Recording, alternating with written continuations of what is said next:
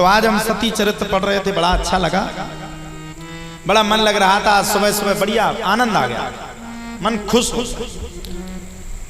हमने उसमें पढ़ा सती चरित्र में कि माता सती को भोलेनाथ, अच्छा सुनेंगे चरित्र, सुनना है कि दूसरा कोई समझ में आ रहा है ना चरित्र? आज हम सुन रहे थे कि माता सती को भोले बाबा साथ में लेकर के किसके पास गए? ऋषि अगस्त ऋषि के आश्रम में गए भगवान। और कहां गए? गोदावरी गंगा के किनारे। किस लिए? भगवान की कथा सुनने के लिए। रामचरितमानस में लिखा, एक बार त्रेता जुग माही शंभु गए कुंभज ऋषि पाही। एक बार त्रेता जुग माही शंभु गए कुंभज ऋषि। और कौन गए? संग सती जग जननी भवानी। संग सती जग जननी भवानी। पूजे ऋषि अखिलेश्वर जानी। पूजे ऋषि अखिलेश्वर जानी। अब देखो कहां पहुंच गए? अगस्त ऋषि के पास ज्ञान लेने।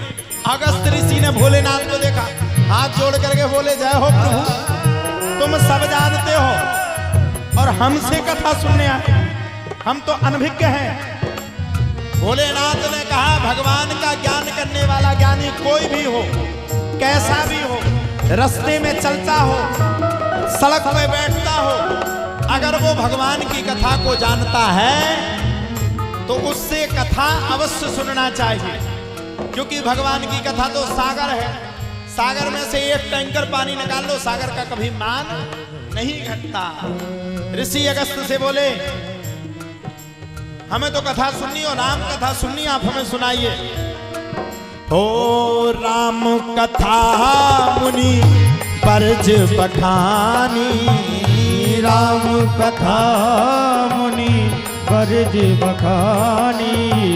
सुनी महेश परम सुख मानी। सुनी महेश परम सुख मानी। सुनी महेश परम सुख मानी। अब एक बात और सुन लो, कथा को सुना रहे तो सुन लो। भोले बाबा से बड़ा ज्ञानी राम कथा का कोई है ही नहीं। भोले बाबा से बड़ा वक्ता राम कथा में कोई है ही नहीं, और भोले बाबा से बड़ा राम कथा को सुनने वाला श्रोता भी संसार में नहीं। देखो दोनों बातें हैं, ना वक्ता है और ना श्रोता। अब देखो भोले बाबा कहां गए, किससे सुनने गए? शंभु गए कुंभज ऋषि पास। कहां चले गए? कुंभज ऋषि के पास। आज कोई कथाकार हो, अपने आप में एटीट्यूड वाला, हट हम किसी से कथा क्यों सुनेंगे, हम खुद कथा करते, हम खुद कथाकार हैं। हमारे पूज्य गुरुदेव भगवान कहते हैं, कभी ज्ञान पूर्ण नहीं होता।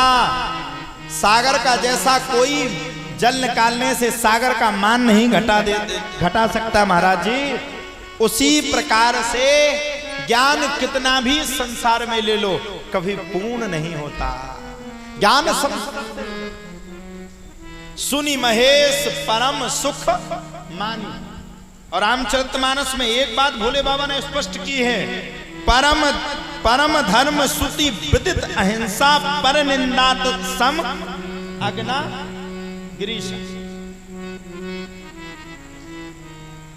भोलेनाथ ने कहा है, कथा सुनने के लिए विराजमान हो, 4 घंटा बैठे हुए हो, बैठ करके कथा सुन रहे हो तो एक दूसरे की निंदा करना बंद कर दो। पर निंदा, किसी दूसरे की निंदा करोगे तो इससे बड़ा पाप इस संसार में कोई है ही नहीं। आपको सुना रहे हैं माताओं, आप लोग कथा में बैठते हो, आसपास पड़ोस वालों की खूब दे तेरे का चटाचट के पारते हैं, उसके घर में तो ये मचा, उसके घर में तो चून नहीं है, उसके घर में तो भोजन नहीं है, रात को लड़ रही थी, बहुत बड़ी सेठानी बनी फिर रही है। ये क्या है? पाप। हम क्या करने आए यहाँ? अच्छा एक बात और बताओ, कथा तो चल ही रही है। हम लोग पुण्य करने आए कि पाप? पाप करने कौन कौन आए? जरा हाथ खड़े करो। कोई नहीं? आप सब तो नहीं?